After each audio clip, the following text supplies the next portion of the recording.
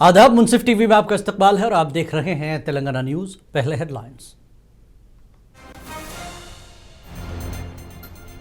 वज़ीर आला रेवंत रेड्डी ने अवाम को दी दिवाली की मुबारकबाद। कहा, दिवाली की रोशनी हर घर में खुशियां बिखेर रही है।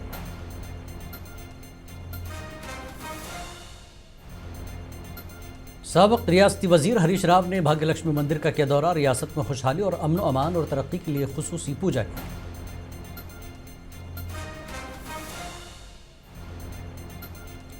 बीसी तबकात के रिजर्वेशन को आईनी तहफ़्फ़ुज़ देने का मुतालबा। मेदक में राउंड टेबल कॉन्फ्रेंस मुनक्किद। सियासी और समाजी लीडरों ने की शिरकत।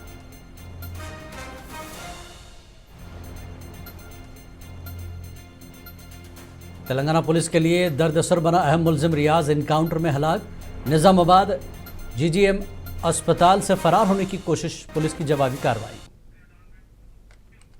और खबर तफसील से। तेलंगाना के वज़ीर आला रेवंत रेड्डी ने रियासत की अवाम को दिवाली की मुबारकबाद दी। उन्होंने ख्वाहिश जाहिर की कि रोशनियों का त्यौहार जो बुराई पर अच्छाई की फतह की अलामत है, खुशी और मसरत के साथ मनाया जाए। चरागों की रोशनी हर घर में खुशियां बिखेर रही है। इस दौरान उन्होंने रियासत में अमन अमान, खुशहाली और तरक्की की नेक ख्वाहिशात का इजहार किया और कहा, अगर रियासत तरक्की के समत आगे बढ़ रही है, समाज के हर तबके की फलाह बहबूद के लिए काम किया जा रहा है।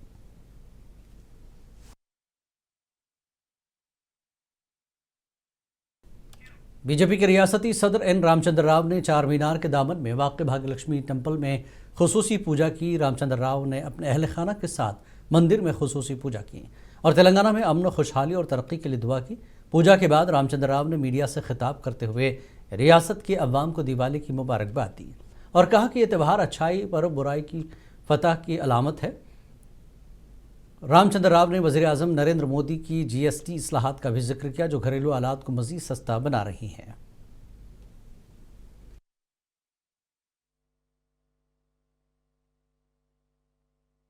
దేశవ్యాప్తంగా కూడా దివాళీ చాలా ఘనంగా జరుపుకుంటున్నాం మనం. ముఖ్యంగా నరేంద్ర మోదీ గారు జీఎస్టీ తగ్గించిన ఈ దీపావళి భారతదేశ ప్రజలు, ముఖ్యంగా తెలంగాణ, హైదరాబాద్ ప్రజలు కూడా ఇది వారి బహుమతిగా భావించి తగ్గిన ధరలు బట్టల మీద అయితేంది, టపాకాయల మీద అయితేంది, లేకుంటే కార్ల మీద, ఫ్రిడ్జ్ల మీద, ఏసీల మీద, వీటన్నిటి మీద ధరలు తగ్గినటువంటి ఒక సందర్భంగా అసలైన దీపావళి ఈసారి జరుగుతుందని చెప్పేసి మనం భావించాలి. ప్రధానమంత్రి గారు దీపావళి నాడు మన ఒక సైనికులతోని దీపావళి జరుపుకుంటున్న నేపథ్యం కూడా మనం చూస్తూ ఉన్నాం. కాబట్టి దీపావళి శుభాకాంక్షలు తెలంగాణ ప్రజలకు. భారతీయ జనతా పార్టీని జరుపుతూ మళ్ళీ అధర్మం పైన ధర్మం విజయము, చెడు పైన మంచి విజయము, రాముడు। साबिक रियासती वजीर व BRS लीडर हरीश राव ने आज हैदराबाद के तारीखी चार मीनार के करीब वाक़ श्री भाग्यलक्ष्मी मंदिर में खुसूसी पूजा की। इस दौरान उन्होंने रियासत में खुशहाली, अमन अमान और आवाम के फलाह बहबूद के लिए खुसूसी दुआ की। मंदिर इंतज़ामी की जानिब से साबिक वजीर का इस्तकबाल किया गया। इनके हमरा BRS के मकामी कायदीन और कारकुन भी मौजूद थे। हरीश राव ने मीडिया से बात करते हुए कहा कि दिवाली रोशनियों का त्यौहार है जो हमें बुराई पर अच्छाई की जीत की याद दिलाता है। उन्होंने रियासत के अवाम को दिवाली की नेक तमन्नाएं पेश की और उम्मीद जाहिर की कि तेलंगाना में अमन, तरक्की और खुशहाली का दौर बरकरार रहेगा। इस दौरान हरीश राव ने मौजूदा हुकूमत पर अवामी मसाइल को नज़रअंदाज करने का भी इल्ज़ाम आयद किया।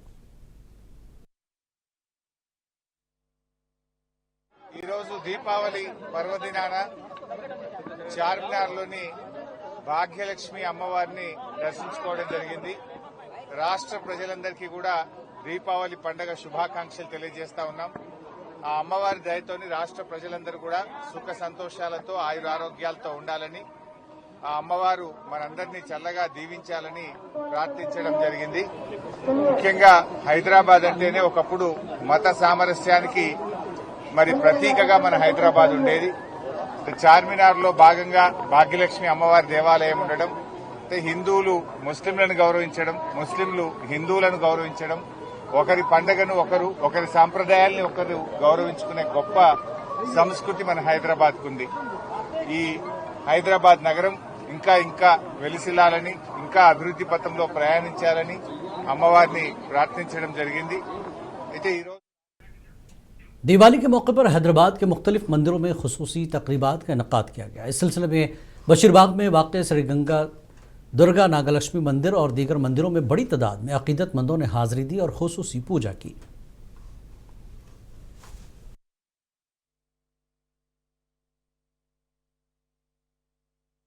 అందరికీ దీపావళి శుభాకాంక్షలు.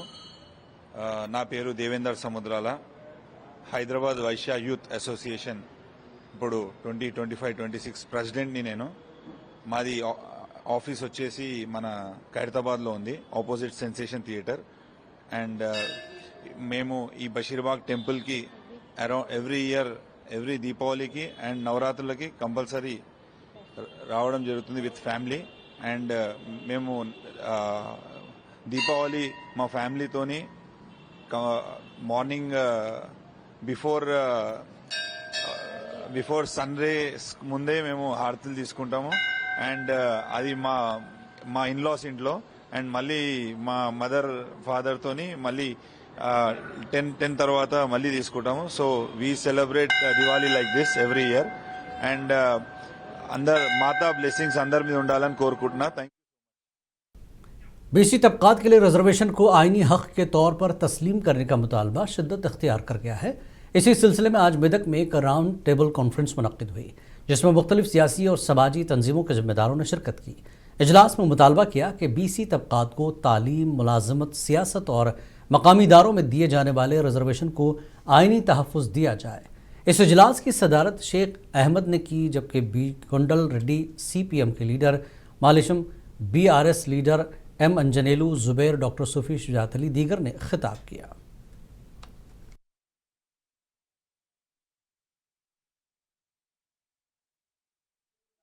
శాతం రిజర్వేషన్లు అనగానే చాలా ఎంత వ్యతిరేకత, ఎంత దాని మీద దుమారం రేపుతున్నారంటే దాన్ని ముస్లిమ్స్ కంటగడుతూ మరొకరి కంటగడుతూ బీసీ బీసీల చేతున్న బీసీ రిజర్వేషన్లకు వ్యతిరేకంగా మాట్లాడే పరిస్థితి తీసుకొస్తున్నటువంటి వ్యవస్థలో మనం ఉన్నాం. దీనికి కారణం ఏంటంటే సరైనటువంటి అవగాహన లేకపోవడం. బీసీలు 70 ఏళ్ళుగా కోల్పోయినటువంటి కలెక్టర్ కమిషన్ రిపోర్ట్ గురించి ఎందుకు మాట్లాడలేదని చెప్పేసి అడగాల్సిన అవసరం రాని వాళ్ళు ఉంది. ఈ సమాజానికి బాగా వెనుకబడి మిగతా కమ్యూనిటీ అంటే 70% జనాభా కమ్యూనిటీ బీసీ, వాటి గురించి ఏం చేశారంటే ఆర్టికల్ 340ని ఆయన చేర్చారు.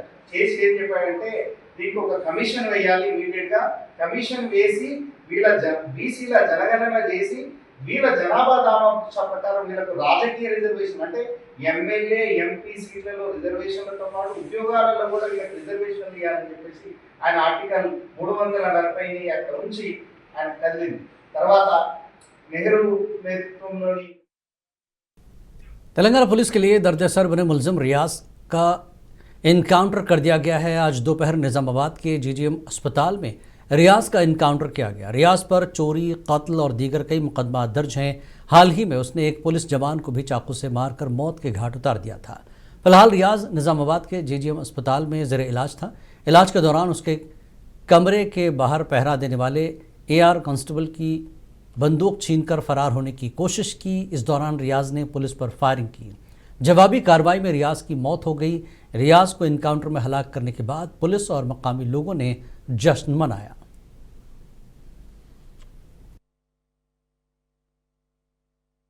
खतरनाक मुजरिम शेख रियाज जो CCS कांस्टेबल के कत्ल में मुलविस था, आज बिलाखिर पुलिस ने इनकाउंटर में मार गिराया। जो पुलिस ने तफसीलात बताई उसके मुताबिक रियाज जो कि सरकारी दवाखाने में जेर इलाज था, कांस्टेबल से गन खींचकर भागने की कोशिश कर रहा था, जिसके बाद पुलिस ने उसको रोकने की कोशिश की और पुलिस की जवाबी कार्रवाई में वो हलाक हो गया। और जैसा कि आप देख सकते हैं, हम इस वक्त यहाँ सरकारी दवाखाने में और बहुत सारे पुलिस की फोर्सेस को यहाँ पर तैनात किया गया। अभी उसका पंचनामा और पोस्टमार्टम होना बाकी है, जिसके बाद ये डेड बॉडी जो है उसके विरसा के हवाले की जाएगी। ये जो शेख रियाज था कई एक मामलों में मुलविस था और इसका बहुत क्रिमिनल रिकॉर्ड था। इसके इनकाउंटर के बाद खुददार तंजीमों और पुलिस की जानिब से पटाखेबाजी की गई, आतिशबाजी की गई और खुशी मनाई गई कि जो पुलिस पे हमला किया और एक सबक जो पब्लिक में जो आवाम का मुतालबा था कि सबक आमूज उसको एक इबरत तक मौत दी जाए, ताकि आवाम को मैसेज मिलेगा पुलिस पर हमला करने वाला या कोई भी ऐसा हमलावर जो माशरे के लिए खतरनाक हो उसका अंजाम बुरा होगा। कैमरा पर्सन बिलाल के साथ मैं अफजल, मुंसिफ TV। और इस पूरे मामले पर अब तक की अपडेट के लिए सीधे रुख करेंगे हमारे नुमाइंदे अफजल के पास। अफजल इस वक्त हमारे साथ रास्त जुड़े हुए हैं। अफजल, जिस तरह से इनकाउंटर हुआ और ये पूरी तफसीलात आपने भी बताई, पुलिस का क्या कुछ अभी तक रिएक्शन है इनकाउंटर पर? जिस तरह से अभी तक जो तफसीलात मिली है कि पुलिस पर हमला किया, कमरे के बाहर पहरा देने वाले कांस्टेबल से बंदूक छीनने की कोशिश की, इस दौरान इनकाउंटर किया गया है। तो कितने पुलिस वाले पहरा दे रहे थे, पुलिस की कितनी वहां पर जो है तैनाती थी, इस बारे में क्या कुछ तफसीलात देंगे? जी देखिए जिलानी साहब, जब से ये मर्डर हुआ है जी कांस्टेबल का, जी। 17 तारीख की शाम को 9:30 बजे विनायक नगर चौराहे के करीब ये जो मुजरिम था रियाज, जिसे पुलिस गिरफ्तार करके पुलिस स्टेशन मुंतकिल कर रही थी पीएस, उस दौरान इसने पुलिस कांस्टेबल हमला किया। जी। हमले में एक कांस्टेबल की मौत हो गई और एक ऐसे ही जख्मी हो गए थे। जी जिसके बाद पुलिस वो फरार हो गया था। तो पुलिस बहुत तेजी से उसकी तलाश कर रही थी और उसके ऊपर 50,000 का इनाम भी रखा गया था जी मुकामी पुलिस की जानिब से, जिसकी इत्तला देने पर और गुज़िश्ते को खोज निकाला और कल गिरफ्तार किया था। गिरफ्तारी के वक्त भी जो मुजरिम था रियाज को पकड़ने के लिए जाने वाले एक नौजवान आसिफ पर बेधार चाकू से हमला किया था। इसके नतीजे में उसके हाथ कट गए थे, बाजू कट गए थे, जो इस वक्त हैदराबाद में जेर इलाज।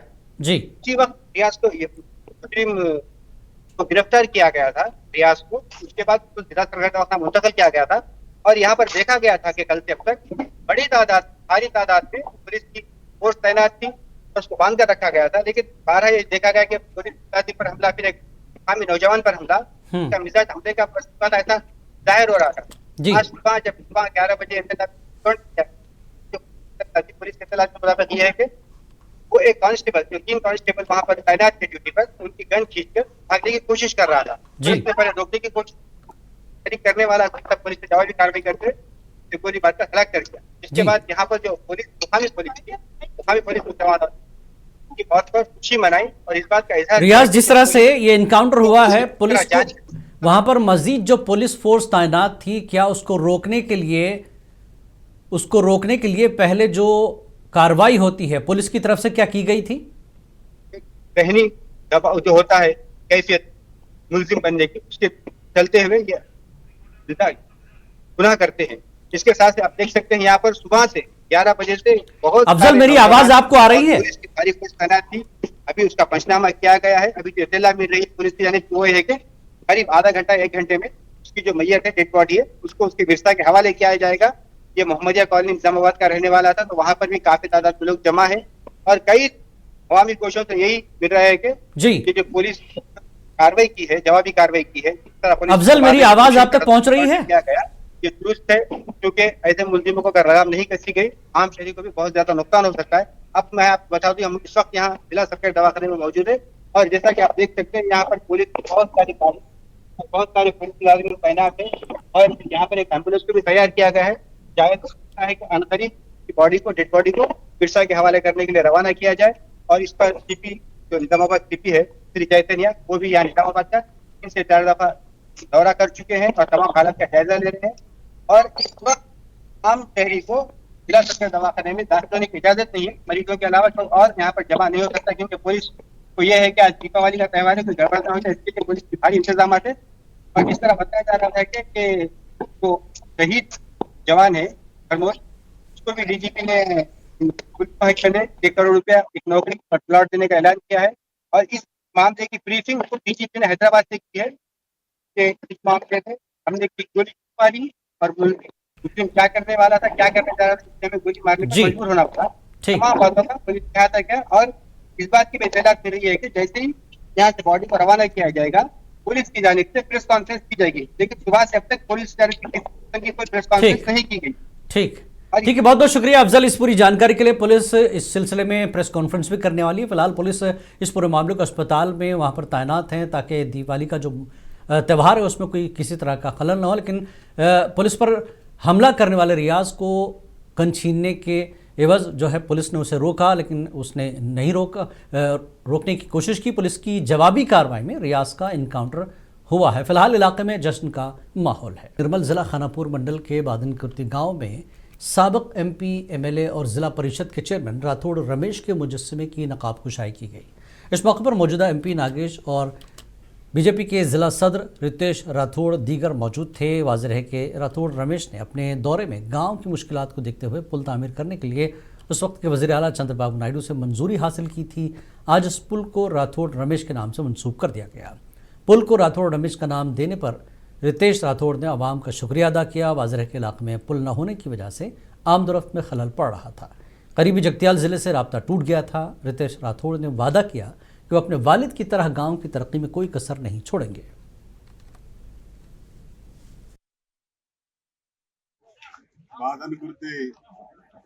బాధలు తీర్చినటువంటి సోదరులు రమేష్ రాఠోడ్ గారి యొక్క విగ్రహాన్ని బాధను కురితే కడెం ఖానాపూర్ ఈ ప్రాంత ప్రజానికం అందరూ కూడా గుర్తించి వారి యొక్క విగ్రహాన్ని పెట్టడం నిజంగా చాలా సంతోషం.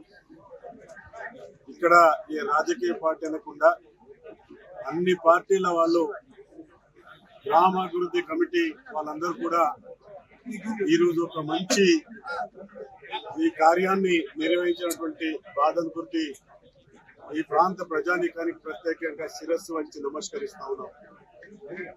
ఎందుకంటే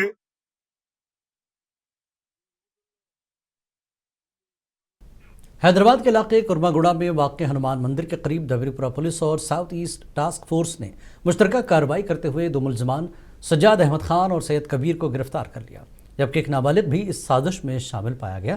मुलजमान पर इल्ज़ाम है कि उन्होंने चंचलगुड़ा के मारूफ मुश्तबा ज्वेलर्स में चोरी की मनसूबाबंदी की थी। उन्होंने मकामी अफराद को बेहोश करने के लिए कोल्ड ड्रिंक्स में नींद की गोलियां मिलाकर पिलाया था। कोल्ड ड्रिंक्स पीने के बाद तमाम अफराद बेहोश हो गए। पुलिस ने उस माह की 14 तारीख को केस दर्ज करते हुए तहकीकात शुरू की। पुलिस ने मादनापेट से मुलजमीन को गिरफ्तार कर लिया। पुलिस ने गिरफ्तार मुलजमीन के कब्जे से बगैर नंबर प्लेट की होंडा एक्टिवा और 2 मोबाइल फ़ोन्स, दीवार काटने की मशीन और हथौड़ा ड्रिल मशीन दीगर अशिया बरामद कर ली। पुलिस के मुताबिक मुलजिम सज्जाद अहमद खान के खिलाफ पहले भी मुतादिद मुकदमा दर्ज हैं।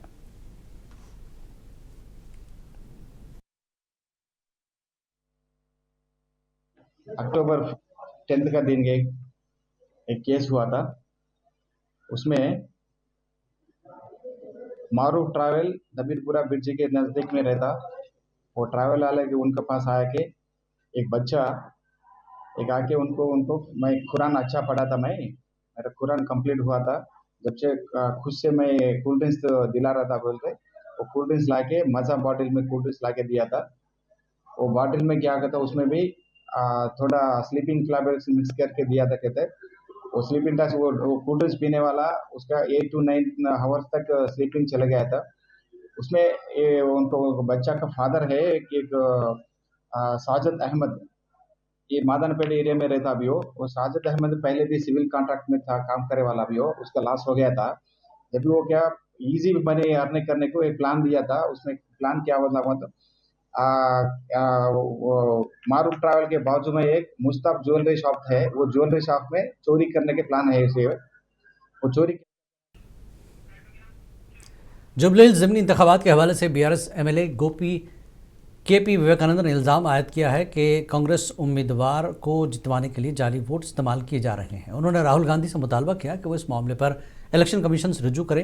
विवेकानंद ने कहा कि राहुल गांधी हमेशा वोट चोरी का मामला उठाते हैं।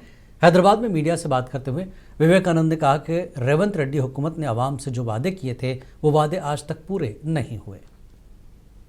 आज पूरे देश में वोट चोरी के बाद जो राहुल गांधी साहब ने कह रहा है वोट चोरी के बारे में, दिल्ली में नहीं आज हैदराबाद में आके जो बाई इलेक्शंस में कांग्रेस पार्टी के कैंडिडेट के जिताने के लिए कैसे नकली वोट से जीतने के लिए जो कोशिश हो रहा है उसको देखकर राहुल गांधी इलेक्शन कमीशन को बात करना चाहिए। हम ऑलरेडी हमारा पार्टी के वर्किंग प्रेसिडेंट KTR साहब ने इलेक्शन कमीशन को ऑलरेडी रिटर्न कंप्लेंट दी है। तकरीबन अब तक 15,000 से 20,000 नकली वोट हम लोग दिए गया, उनको आइडेंटिफाई किया गया और उनको हम रिटर्न कंप्लेंट दिया गया।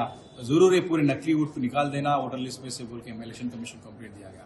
तो ये सब आज MLA कैंडिडेट जो है कांग्रेस पार्टी से उनके खुद के भाई के ऊपर 3-4 वोटा है। इससे आप तेलंगाना प्रदेश कांग्रेस कमेटी के जनरल सेक्रेटरी जी कांतम ने बीजेपी और आरएसएस पर कड़ी तनकीद की। उन्होंने कहा कि बीसीस को रिजर्वेशन फराहम करने में सबसे बड़ी रुकावट बीजेपी है। कल मुनक्किदा बीसी बंद में मरकजी वजीर बंडी संजय किशन रेड्डी और तेलंगाना बीजेपी के रियासती सदर रामचंद्र राव ने हिस्सा नहीं लिया। इससे ये बात वाज़ेह हो जाती है कि बीजेपी बीसी रिजर्वेशन की मुखालिफ है। गांधी भवन में मीडिया से बात करते हुए उन्होंने वजाहत दी।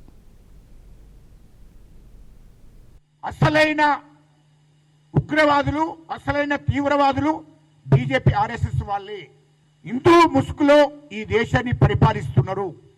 ఈ దేశంలో ఒక రాముణ్ణి తప్ప ఏ దేవుళ్ళను కూడా ప్రేమించరు వాళ్ళు. హిందూ దేవుళ్ళను ఆ రాముని పేరు చెప్పుకొని హిందువు పేరు చెప్పుకొని ఈ దేశాన్ని నాశనం చేయడానికి ప్రయత్నం చేస్తున్నారు. ఈ దేశ ప్రజలను నాశనం చేయడానికి ప్రయత్నం చేస్తున్నారు. ఇది వాస్తవము. భారత రాజ్యాంగాన్ని కూడా మార్చాలని చూస్తున్నారు. ఇలాంటి దుర్మార్గులను మరి तेलंगाना फिश कॉरपोरेशन के चेयरमैन एम साई कुमार ने गांधी भवन में दिवाली के मौके पर मीडिया से बात करते हुए बीआरएस और केटीआर पर शदीद तनकीद की। उन्होंने कहा कि बीआरएस कायदीन दिवाली के दिन भी झूठ फैलाने में मसरूफ है और माजी में हुए corruption, Kaleshwaram, car race, phone tapping जैसे स्कैंडल्स को याद दिलाया। साई कुमार ने कहा कि जुबली हिल्स इंतखाबात में कांग्रेस की जीत यकीनी है। వచ్చే జూబ్లీస్ ఎన్నికల్లో మిమ్మల్ని తెలంగాణ ప్రజానికం, హైదరాబాద్ ప్రజానికం బొందబెట్టబోతుంది. కాంగ్రెస్ పార్టీ 50,000 పైచిలకు మేడ గెలపోతుంది. రాసి పెట్టుకోండి. పొద్దున్న లవ్వగానే ఆ చిల్లర మల్లర మాట మాట్లాడే చిల్లర బతుకులు కాంగ్రెస్ పార్టీ గురించి, రేవంత్ రెడ్డి గారి గురించి మాట్లాడుతూ ఉన్నారు. మీరెంత, మీ బతికెంత, మీ వ్యవహారం ఎంత, అసలు మీ లెక్క ఎంత, మీ పత్రం ఎంత? కొన్ని 100 కోట్ల వ్యవహారం చేసుకుంటూ 10 సంవత్సరాలు 1000 కోట్లు సంపాదించుకొని అహంకారం డబ్బుతో మాట్లాడుతున్నారు. అహంకారంగా మేమే। मेदक जिला कलेक्टर राहुल राज ने आज मेदक फायर ऑफिस का अचानक दौरा किया। इस दौरान उन्होंने अमले की हाजिरी, गाड़ियों की हालत और हालात का तफसीली जायजा लिया। उन्होंने फायर डिपार्टमेंट को हिदायत दी कि जिले में किसी भी आतिशज़दगी या कुदरती आफत की सूरत हाल में फौरी रद्दमल देकर आवाम के जानमाल का तहफ़्फ़ुज़ यकीनी बनाया जाए।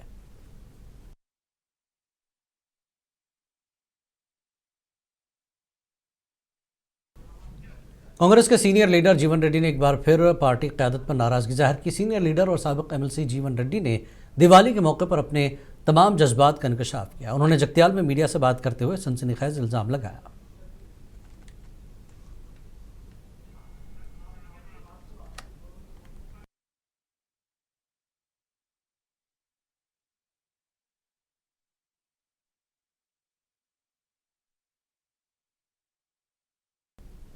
बीआरएस लीडर और साबिक़ वज़ीर हरीश राव ने हुस्नाबाद मंडल जलीलागुड्डा गुरुकुल स्कूल में ज़ेर तालीम 8वीं जमात के तालिब इल्म विवेक के अहल खाना से मुलाकात की और इस मौके पर हरीश राव ने विवेक के अहल खाना को तसल्ली दी। याद रहे कि विवेक की मुश्तबा मौत हुई।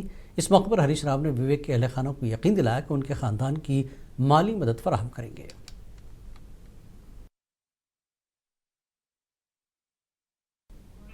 तेलंगाना न्यूज़ में फ़िलहाल इतना ही। आदाब।